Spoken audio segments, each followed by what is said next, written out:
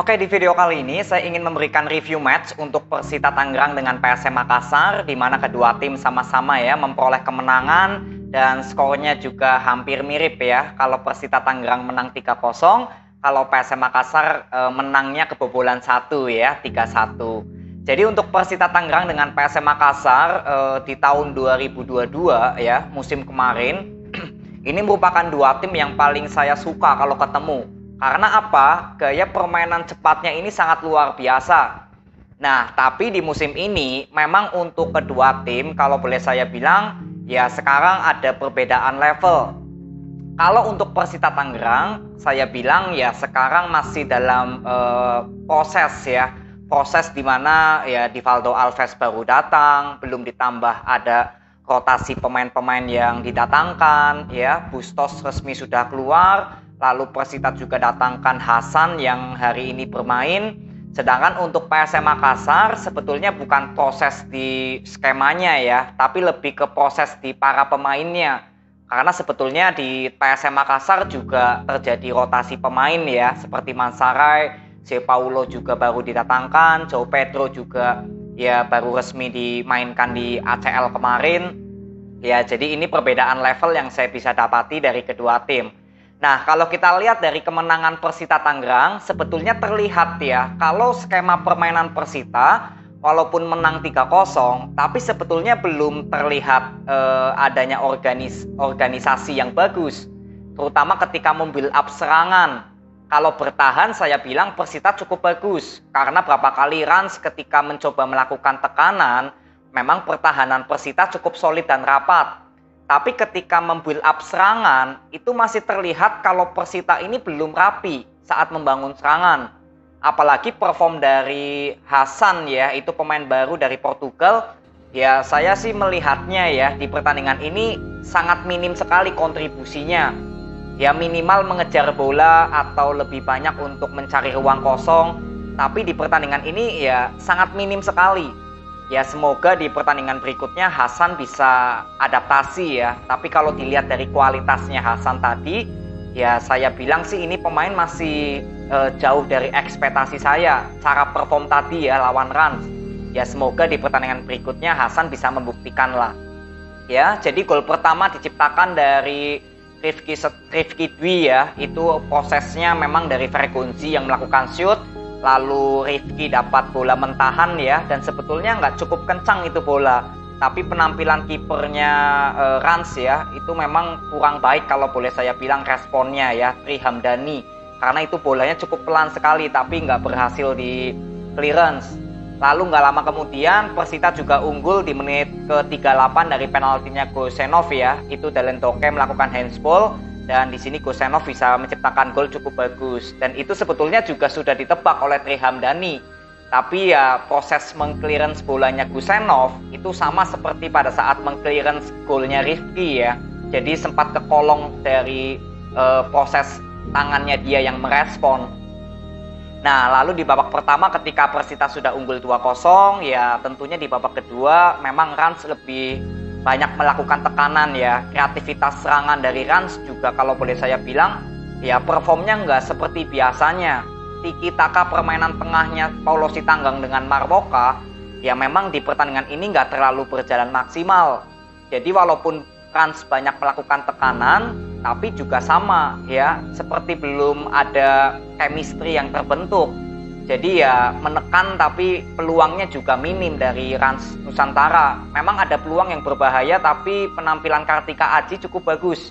Ya Kartika Aji berapa kali melakukan save-save yang brilian dari peluangnya Rans. Ini kan debutnya Kartika Aji. Lalu setelah itu Vidal bisa menciptakan gol di menit ke-55. Nah inilah baru proses gol yang bagus dari Persita. Jadi dari 3 gol yang tercipta saya bilang ya golnya Vidal yang paling bagus. Karena itu membuktikan kreativitas serangan dari Fregonzi ya sebelah kanan yang memberikan passing manja ke Vidal. Dan di situ sebetulnya Dalendoke menurut saya juga ya ada kesalahan lagi ya karena harusnya bola seperti itu masih bisa diantisipasi. Tapi Dalendoke lebih cenderung diam ya kalau saya lihat dan di situ Vidal langsung masuk dari belakang menyambar bola. Nah jadi kesimpulan saya untuk Persita di luar dari kemenangan ini saya masih melihat kalau Divaldo Alves mungkin masih dalam tahap proses ya. Karena cara build up serangan Persita ya memang boleh saya bilang belum terlalu rapi. Ini juga ada faktornya ya, karena ya Vergonzi yang digeser ke kanan, Vidal yang di bawah Divaldo Alves lebih bermain ke kiri, lalu perform Hasan juga kebetulan di pertandingan ini nggak maksimal banget. Ya jadi mungkin ini juga faktor kenapa penyerangan Persita seperti ya belum terlalu rapi gitu. Ya, jadi di sini juga terbukti Divaldo Alves di babak kedua banyak melakukan rotasi pemain. Ya, Umanelo masuk, lalu Vergonzi dibalikan sebagai target man lagi. Jadi kalau boleh saya bilang Persita Tangerang di bawah Divaldo Alves ini masih berproses ya, masih tahap dalam pembentukan skema penyerangan. Jadi semoga dari adaptasi atau proses ini saya berharap sekali Divaldo Alves bisa mempercepat gitu ya, karena kan sudah masuk ke putaran kedua. Persita Tangerang harus cepat tancap gas gitu ya, supaya sekarang peringkat ke-15 ya, kan zonanya masih kurang aman ya, walaupun dengan kemenangan ini naik ke peringkat berapa ini, peringkat 14, tapi kan belum aman ya. Jadi saya berharap proses pemulihan ya dari tahap proses skema penyerangan Persita ini semoga bisa lebih cepat lagi adaptasinya dari pemain dengan pelatih. Ya, jadi untuk Persita Tangerang selamat ya, kalian mendapatkan 3 poin. Semoga dengan hasil ini Persita Tangerang di pertandingan berikutnya ya yang saya ingin lihat penyerangannya semoga sudah bisa lebih rapi. Kalau pertahanan saya bilang cukup solid lah di pertandingan ini. Lalu penampilan Kartika Adi juga cukup bagus. Ya, jadi selamat untuk Persita Tangerang. Lalu next ya, PSM Makassar. Nah, kalau Persita lagi proses di skema penyerangan, kalau PSM Makassar ini lagi prosesnya di para pemainnya sendiri. Bagaimana Tavares kalau saya lihat ya di pertandingan ini kan tetap memakai 2 striker, Adilson dengan Mansaray. Kemarin lawan Dewa United terlihat gak berjalan maksimal skemanya. Tapi di pertandingan ini saya bilang Tavares selalu memberikan evaluasi. Inilah yang saya suka dari seorang pelatih, di mana setiap ada kesalahan di pertandingan kemarin, di pertandingan berikutnya pasti sudah ada evaluasi. Lalu apa perbedaannya PSM Makassar di pertandingan ini sama lawan Dewa United? Perbedaannya adalah di garis lini tengahnya PSM. Kalau kemarin lawan Dewa United, ketika melakukan pertahanan, mungkin pemain tengah PSM itu lebih ke belakang. Alhasil ketika melakukan penyerangan, ya sektor tengahnya kosong. Tapi lawan Persikabo kalau kalian lihat, ketika Persikabo mencoba melakukan tekanan, lini tengah PSM itu lebih naik. Alhasil ketika melakukan penyerangan atau serangan balik itu enak karena jarak pemain tengah dengan Mansaray dan Adilson itu dekat semua.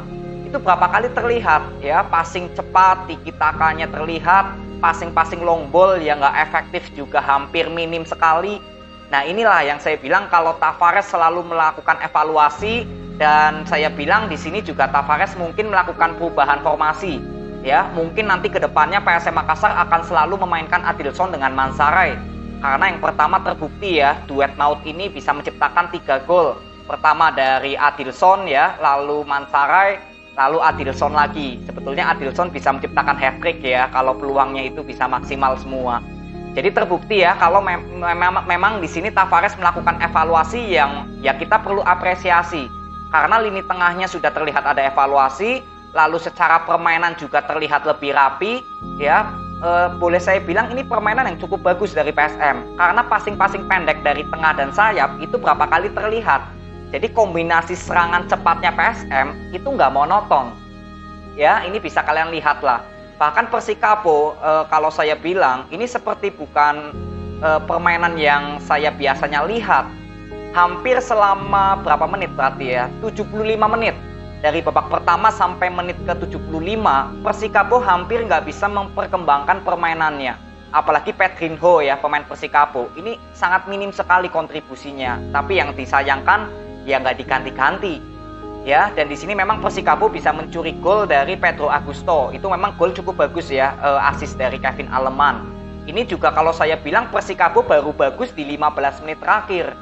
15 menit terakhir Persikabo barulah berapa kali bisa merepotkan pertahanan PSM. Tapi selebihnya ya memang PSM Makassar yang sangat mendominasi. Ya, di sini juga PSM Makassar memang sudah melakukan banyak pergantian pemain. Jadi penyerangan PSM ya memang lebih banyak melalui sektor sayap. Lalu Zé Paulo juga akhirnya bermain ya. Di sini saya belum banyak bisa menilai Zé Paulo. Tapi kalau dilihat dari cara permainannya, ini Zé Paulo ini tipe pemain yang memang memiliki kecepatan ya. Jadi mungkin kalau PSM Makassar nanti memainkan Zé Paulo, Mansaray, Adilson, kalau saya bilang ya PSM Makassar seperti bermain dengan 3 striker. Walaupun ya posisi Zé Paulo memang lebih di belakang. Ya, karena postur tubuhnya tinggi, lalu saya lihat juga acceleration-nya gitu ya, bukan speed-nya, tapi ketika dia diam terus lari itu sangat cepat sekali acceleration-nya. Jadi ini menurut saya juga pemain yang cukup mendukung ke skema permainan cepatnya Tavares. Ya, paling ini nanti ya kalau Zé Paulo lebih banyak dimainkan, saya mungkin baru bisa lebih banyak menilai. Ya, jadi PSM Makassar dengan kemenangan ini saya bilang tinggal ya terus proses aja untuk Tavares memantapkan ya formasi barunya ini. Ya, karena boleh dibilang di putaran kedua nanti mungkin Tavares lebih banyak memainkan 3-4-2 gitu loh. Jadi lebih banyak memainkan 2 striker Adilson dengan Mansaray. Karena terbukti ya efektif sekali permainan PSM Makassar di pertandingan ini lawan Persikabo. Tapi dengan hasil ini ya saya bilang PSM Makassar harus tetap fokus ya. Karena nanti akan bertemu dengan Haipong ya tanggal 30. Ini waktunya cukup panjang ya untuk PSM bisa istirahat. Ya semoga lawan Haipong nanti ini final ya di Piala Asia di kualifikasi grup H kalau nggak salah. Ya semoga PSM Makassar bisa tetap efektif bermain seperti ini. Ya ini mengerikan banget. Tadi saya lihat Mansaray, Adilson sangat kompak sekali dua pemain ini. Ya semoga datangnya Zé Paulo ini juga bisa cepat lah chemistry-nya didapatkan. Ya, jadi nanti kita ketemu aja untuk pertandingan dari PSM Makassar dengan Haipong ya di AFC tanggal 30 November. Ini jam 7 malam ya, kick off-nya waktu Indonesia bagian Barat. Nanti kita ketemu di reviewnya.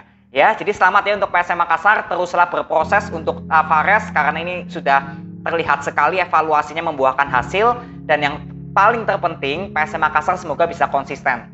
Ya, jadi ini aja video yang saya bisa berikan kepada kalian. Terima kasih, sampai ketemu di video berikutnya. See you.